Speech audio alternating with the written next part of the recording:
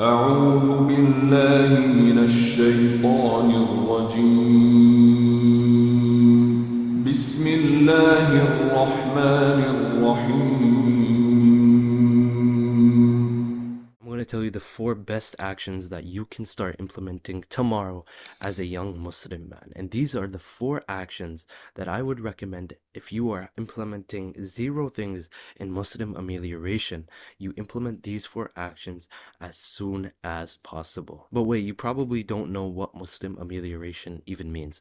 Muslim means obviously someone who follows Islam, and amelioration means constant improvement and betterment. And this is all about what Islam is about. Islam doesn't tell you you have to be the best right now. Islam tells you you have to constantly improve so that we get to Jannah. Assalamu alaikum wa rahmatullahi wa barakatuh. My name is Ubaidullah Luqman, and my goal is to get young Muslim men who are serious about their Muslim amelioration and put the Sahabas as the role models to then improve spiritually, mentally, physically, and socially, because the Sahabas were the best at those 4 things. And without further ado, let's get started. Now, I'm not necessarily going to rank them by importance. This is the first best thing. This is the second best thing.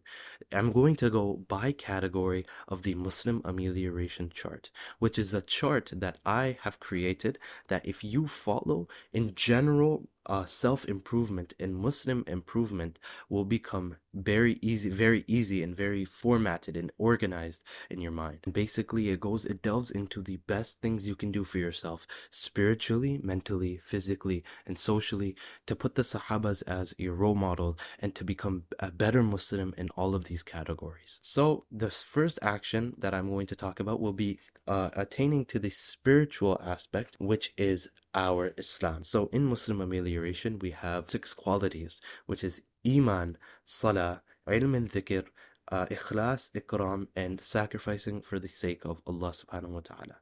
So the best, and those may seem complicated if you don't know what those are, but I'm going to talk about one of those actions which I think you can implement tomorrow, which is khushu and khudu in your salah, and also praying more of the salahs and praying salah in general if you already aren't praying. After Iman, your salah is the most important, and the Sahabas, like they prayed it with such conviction, like Allah subhanahu wa ta'ala was actually in front of them. Like imagine the Sahabas and their salah, like they were able to pray 2 rakats of salah and then ask Allah subhanahu wa ta'ala for whatever they wanted, and it would happen literally in front of their eyes.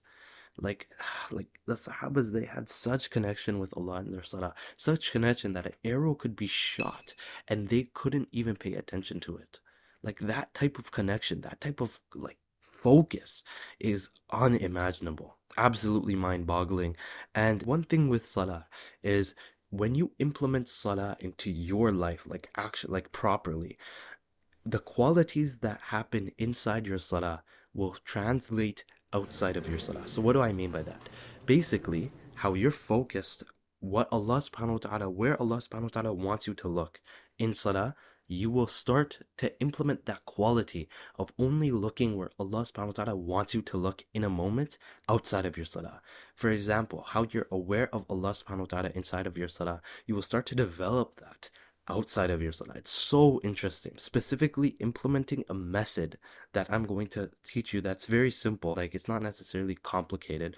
It's going to help you implement khushu specifically, like concentration on Allah. So the first thing that I will say firstly is we're not necessarily making a belief inside of our mind when we're in our salah trying to implement khushu.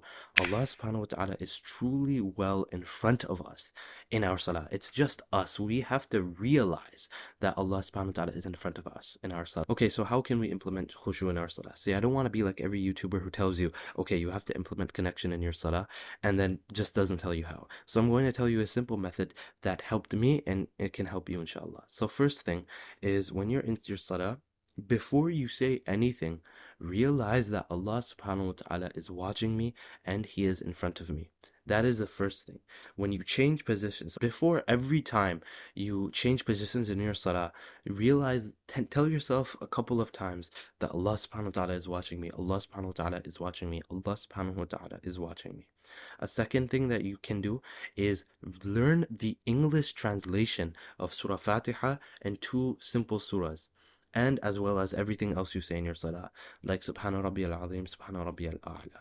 And I would recommend that you do this. Like, this is probably the best thing that you can do, because when you're in your salah, you'll then know what you're actually saying in front of Allah subhanahu wa ta'ala. And you should also read the tafsir of Surah Fatiha and the two surahs that you are reading, so that you have insight into what you're saying in front of Allah subhanahu wa ta'ala. Okay, so now we're going to go into the best mental action that you can do for yourself. So the second action that I want for you to implement is journaling. Now, okay, journaling is very general. What do I mean by journaling is specifically shaitan journaling or shaitan scripting, which I have a video there. But basically, shaitan scripting is basically the process in which you write down on a small journal daily the thoughts that shaitan are putting onto you. And then at the end of the day, you take a big journal, and then using the thoughts that you've recorded on the small journal, you then come to a conclusion or a concise, informative decision on what shaitan was trying to get to you throughout the day. Now, another form of journaling that you can do is gratitude journaling. What we do is we take our journal and we focus on one thing that we are grateful for, because we are in our daily lives. Like, imagine the Sahabas, how grateful they were when they said Alhamdulillah. How much gratitude did they actually have for Allah subhanahu wa ta'ala? Like, the type of like selfishness that you and I have in today's age is very, very bad. And obviously you and I both know that. Imagine these Sahabas mentally, their mental fortitude, their amount of discipline, humility, perseverance. Islam was not an easy religion to implement. They had to go through wars, they had to go through struggle, sacrifice, and they did so happily. Like, imagine that type of mentality that they had. Like, utterly amazing. Gratitude journaling is probably the best action for you. In your mental health, it's probably one of the best actions you can do. Simply put, you just write on a journal one thing that you're grateful for, and you hyper focus on that thing, writing a page or 2 pages on that specific thing. Do it before you go to bed or when you wake up. Now, the third best action that focuses on our physical health. So spiritual success, mental success. Now we're focusing on our physical success, is the gym. Imagine yourself with your dream physique and a strength body that is able to withstand anything and everything that you throw at it. You're then able to use that body for the rest of your life for Allah subhanahu wa ta'ala's sake. Imagine that. Imagine the beauty of a good physique, especially you as a man. Like, I know obviously, like, you want a good physique and everything, but the thing is, it's gonna be hard. It's all, with all of these habits, it's hard. It's hard to implement khushu in your salah. It's hard to read and learn actually by yourself. It's hard to go to the gym. But these actions will take you from, and again, like, you already know this, these actions will take you from where you are to where you want to go, and it will teach you how to get there. Basically, when we go to the gym, we are training our body to become stronger. And when we train our body to become stronger, we are able to then use that in other forms of life, like functional strength. Strength training does a lot for you, and it doesn't just help you with your physical body. In fact, if you want to learn the skill of knowing where you are, knowing where you want to go, and getting there, the gym is probably one of the best things you can do for that specific thing. Imagine these Sahabas and their physical health.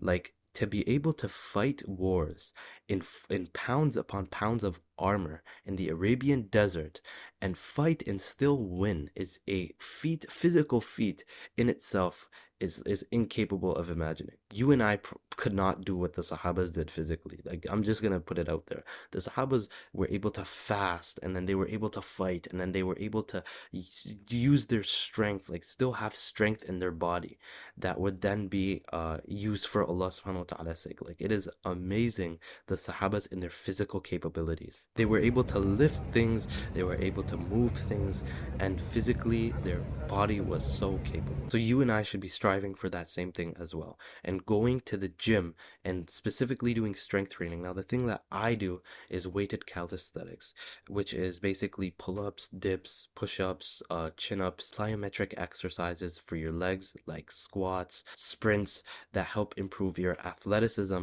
and they improve your body. Like, if you care about your looks, like how your body looks, like your muscle size, it completely changes that as well. So spiritually, mentally, physically, now socially. The best action that you can do for yourself socially, I believe, is business. Why?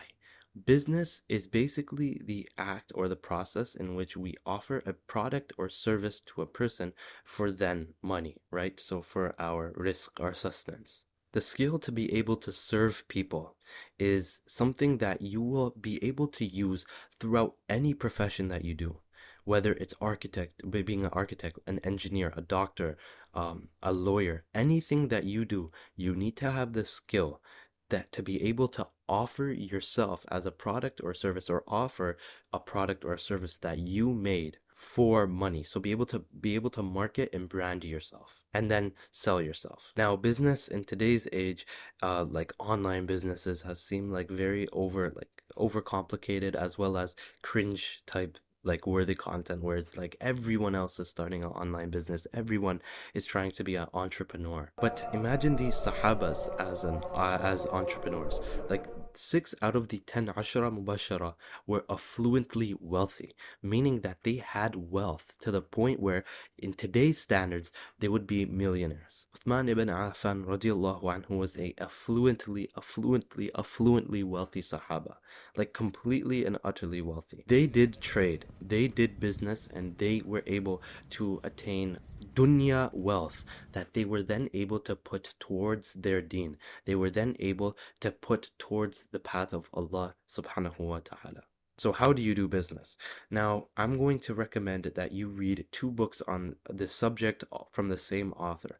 MJ DeMarco is a fantastic author that specifically gives insight to the average person on what business is, what entrepreneurship is, and how to start a business. Now, keep in mind, when you're reading like these books from any author that isn't necessarily a Muslim, you have to understand that you have to keep Allah subhanahu wa ta'ala in the equation, and you have to keep Islam as the forefront. But he is still a fantastic author, and I recommend you read him. Now, as a bonus action that I think is very beneficial is goal setting, and specifically goal setting within the Muslim amelioration chart. So for example, right, you want to improve your salah, or you want to finish your qada, you start making goals bi-monthly to finish your qada salah, and then actually implement it and start doing it. Now, these are the 4 best actions that you can do for your Muslim amelioration. However, they aren't the only actions that will put this goal to become the sahabas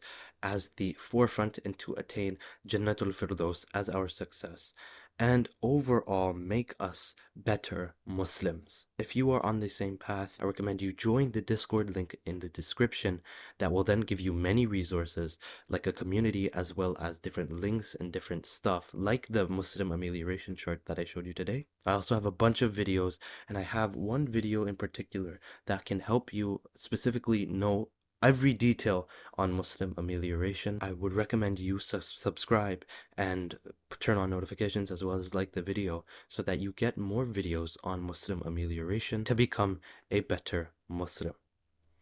And with that, Assalamu alaikum wa rahmatullahi wa barakatuh.